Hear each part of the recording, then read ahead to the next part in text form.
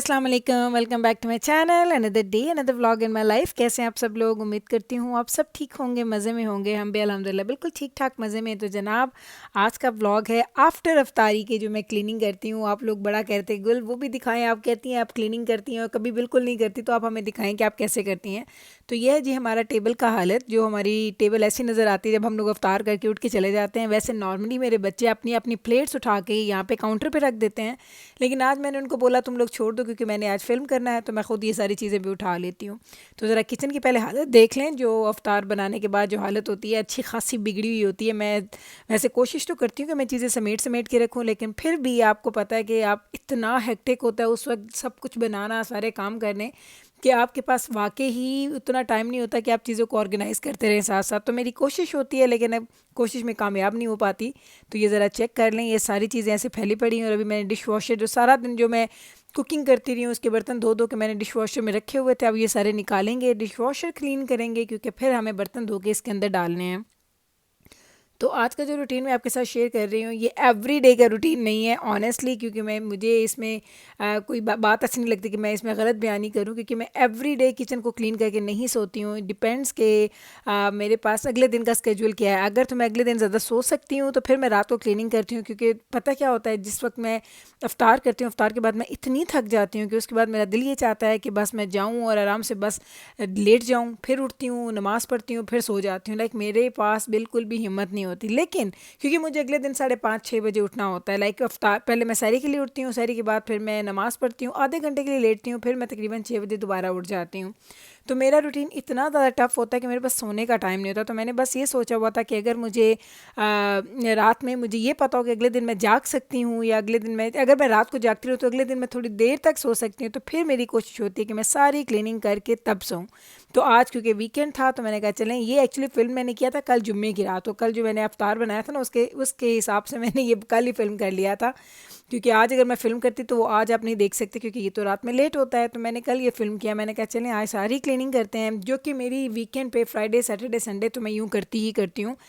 बाकी जो 4-5 दिन होते हैं उसमें मोस्टली मैं चीज़ें छोड़ के सो जाती हूँ और सुबह उठ के काम करती हूँ फिर। तो मैंने सोचा चलें आज सुबह मैं लेट जब सोऊंगी सहरी के बाद इंशाल्लाह ताला, तो मैं 1-2 घंटे सो सकती हूँ। तो इसलिए मैंने कहा कि आज आपके साथ ये क्लीनिंग की सारी रूटीन शेयर करते हैं। तो ये जिब्राइल जो है ना, ये नहीं है कि सिर्फ व्लॉग के लिए मेरे सामने आई। अच्छा, बेब्रस जो है वो ज़रा व्लॉग में आने से कतराती है, इसलिए वो ज़्यादा काम नहीं करवा रही। लेकिन ये होता है कि वो भी साथ, ये जो होती है ना डस्टिंग वगैरह, तो ये मेरी बेटियाँ ही ज़्यादा करती हैं, मैं कम करती हूँ। मैंने यानी चेयर्स हमारी, चूँकि वाइट चेयर्स हैं, इनको क्लीन करना पड़ता है। हमारे काउचेज़ ब्लैक हैं, उनको क्लीन करना पड़ता है। ये सारी चीज़ें हैं ना, इन पे इनकी सफाई जो आपको नज़र आती है ना, इनको मेंटेन करना इतना आसान नहीं होता, इन पे बड़ी मेहनत होती है। देखने में तो बड़ी प्यारी लगती हैं ये चीज़ें, लेकिन इसको जब आप मेंटेन करते हैं ना, तो आपको समझ लग जाती है कि कितना मुश्किल है इसको मेंटेन करना। तो ये मैं क्या करती हूँ, अपने छोटे बच्चों को बोल देती हूँ आ जाओ वाइप्स पकड़ लो, क्योंकि वाइप्स के साथ वो सारी चेयर्स टेबल्स ये सब क्लीन कर देते हैं। और मैं साथ साथ अपनी बाकी ये डीप क्लीनिंग जो है, ये तो मैं खुद करती हूँ, मैं किसी और को भी नहीं करने देती।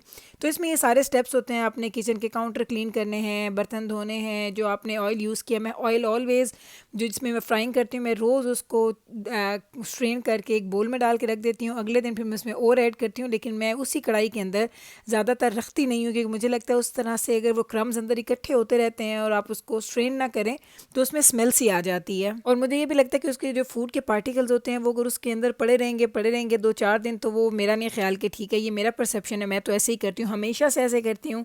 आई हैव नो आइडिया लोग क्या करते हैं, लेकिन मेरी यही आदत है। इसलिए मैं एयर फ्रायर यूज़ नहीं करती, क्योंकि उसको स्ट्रेन करना और उसको क्लीन करना ना एक हेडेक है। मैंने एयर फ्रायर ख़रीदा था एक ज़माने में, मैं कनाडा आई थी, तो मुझे, क्योंकि हमारे घर में रमज़ान में हमेशा फ्राइड फूड बनता है। बहुत सारे लोग कहते हैं गुल बहुत ज़्यादा फ्राइड फूड बनाती हैं, लेकिन हम बनाते हैं, हमारा यही वे है खाने का। नवीद नहीं खाते, उनके लिए हम खाना बना लेते हैं, लेकिन मैं और मेरे चारों बच्चे हम लोग यही फ्राइड फूड खाते हैं।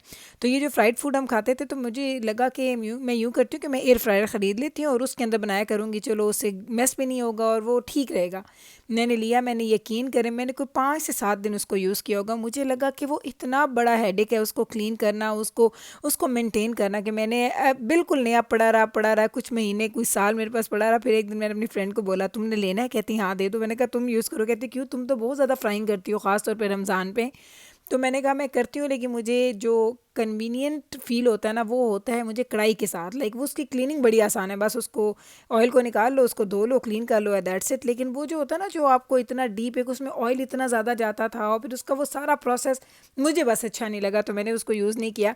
कभी कभी अब मेरे जहन में आता है कि मैं दोबारा से लूँ और उसको एक और ट्राई दूँ, मे बी इस दफ़ा मुझे अच्छा लग जाए, ज़रा छोटे वाला ले लूँ ताकि थोड़ा साइज़ अच्छा हो तो उसकी क्लीनिंग मुझे आसान लगे। या देखते हैं कभी इंशाल्लाह ताला, कभी इस ज़िंदगी में ट्राई करके देख लेंगे। लेकिन मुझे कढ़ाई के साथ बड़ा इजी लगता है, मुझे कोई मुश्किल नहीं लगता। जैसे मुझे ये बर्तन हाथ पे धोने बड़े इजी लगते हैं, बड़े लोगों को अच्छे नहीं लगते बर्तन धोने, लेकिन आप यकीन करें मुझे बर्तन धोने में कोई वो कहते हैं ना कि मसला नहीं है। मैं आराम से बर्तन धो सकती हूँ, जितने मर्जी मुझसे बर्तन धुलवा लें।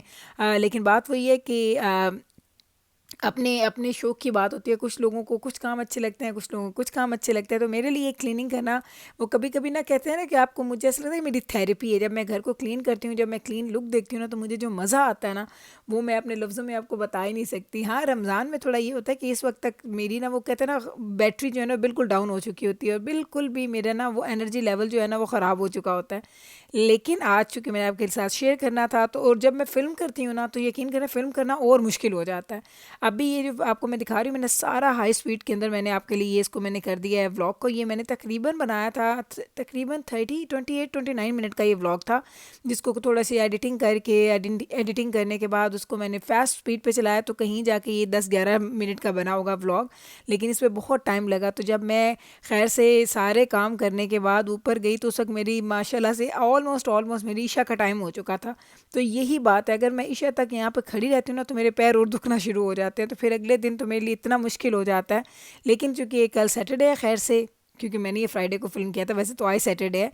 मैंने जो कि ये सैटरडे को मैंने फ्राइडे को फ़िल्म किया था, तो मुझे पता था अगले दिन सैटरडे है और सैटरडे को मैं आराम से सुबह नमाज़ के बाद सोऊंगी और 2-3 घंटे तो आराम से मैं ना रेस्ट कर सकती हूँ। तो बस ये सोच के मैंने कहा चलें भाई आज आप लोगों के साथ ये फ़िल्म कर ही लेती हूँ, क्योंकि जब मैं खुद से क्लीनिंग करती हूँ मैं डिफरेंटली करती हूँ। लाइक जब आपको पता होता है ना कैमरा ऑन होता है, तो आप थोड़े कॉन्शियस भी हुए होते हैं अपने लिबास के मामले में, अपनी बातों के मामले में, अपने जो चल फिर रहे हैं, काम कर रहे हैं, सब कुछ आप थोड़े कॉन्शियस हुए होते हैं। लेकिन ये वाली बात है जब आप घर में काम कर रहे होते हैं ना, तो आप बिल्कुल ऐसे करते हैं ना जैसे बस आज वो कहते हैं ना आज ही कि इतनी स्पीड होती है मेरी, आप यकीन करें कि झटपट में सारे काम। और मेरे बच्चों को भी बोलती हूँ कोई भी नीचे ना आए, मैं खुद क्लीनिंग करूँगी, बस मुझे ये टेबल्स वगैरह वाइप करके दे दो, चेयर्स वाइप करके दे दो, काउचेज़ वगैरह अगर मुझे करवाने हो तो वो उनसे बोलती हूँ।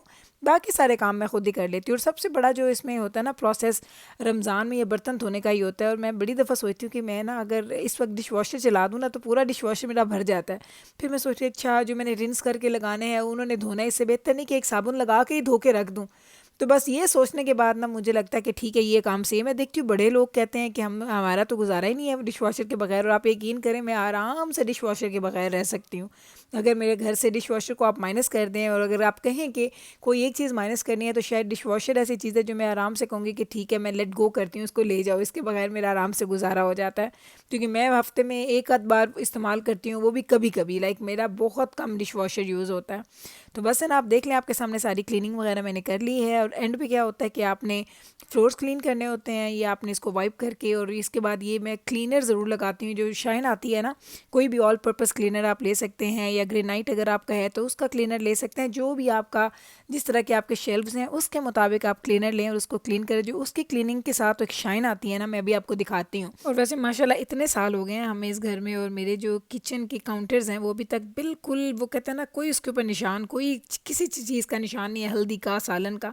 और माशाल्लाह आप देख लें जब मैं क्लीनिंग डन करती हूँ ना, तो ये लुक देखने के लिए ना मुझे वो ये सारी मेहनत करती हूँ। और जब मैं ये लुक देखती हूँ ना तो फिर जो मुझे सुकून मिलता है वो मैं आपको बता ही नहीं सकती कि मुझे कितना अच्छा लगता है। अब हो गई है जी मेरी पूरी क्लीनिंग डन। मैंने इसमें अपने फ्लोर्स को भी क्लीन कर लिया। वैसे फ्लोर ज़्यादा गंदे होते नहीं हैं, बस हल्का फुल्का बस मैंने ब्रश कर दिया था अपने किचन वाले एरिया पे एंड वाइप कर दिया था मेरे मैट्स के ऊपर। एंड ये देख लें ज़रा किचन कैसा चमक रहा है, आप ज़रा चेक करें, ऐसी साफ़ सुथरी किचन। और इस तरह के किचन में जब मैं आती हूँ ना सहरी के टाइम नीचे, तो मुझे जो मज़ा आता है देख के मैं आपको बता नहीं सकती। लेकिन बस वही वाली बात है, जब दिल क्या हिम्मत होती है तो ज़रूर करती हूँ, अदरवाइज़ फिर सुबह उठ के यही क्लीनिंग सुबह करती हूँ। तो घर मेरा माशाल्लाह रोज़ ऐसे चमक रहा होता है। शाइन भी देख लें, तो जनाब यही शाइन थी जो इसकी मैं बात कर रही थी कि अच्छे से क्लीनर्स अगर आप यूज़ करते हैं और अगर आप इसकी डीप क्लीनिंग करते रहते हैं ना डेली बेसिस पे, तो आपका घर ऑलवेज़ क्लीन ही नज़र आता है। जनाब ये थी मेरी आफ्टर अफ्तार के जो क्लीनिंग की रूटीन होती है। उम्मीद करती हूँ कि आपको ये बड़ी रिलेटेबल लगी होगी और आप लोगों ने इससे वाकई आपको लगा होगा कि आपके घर की ही की कहानी है। तो यही था जनाब मेरा आज का व्लॉग। उम्मीद करती हूँ ये व्लॉग आपको अच्छा लगा होगा। अगर अच्छा लगा है तो कल फिर वापस आइएगा मेरे चैनल पे। मैं मिलती हूँ आपके साथ सेम टाइम पे सेम चैनल पे एक और नए व्लॉग के साथ। तब तक रखिएगा आप अपना ख्याल, हमें रखिएगा दुआओं में याद। टेक केयर जी, अल्लाह हाफिज़।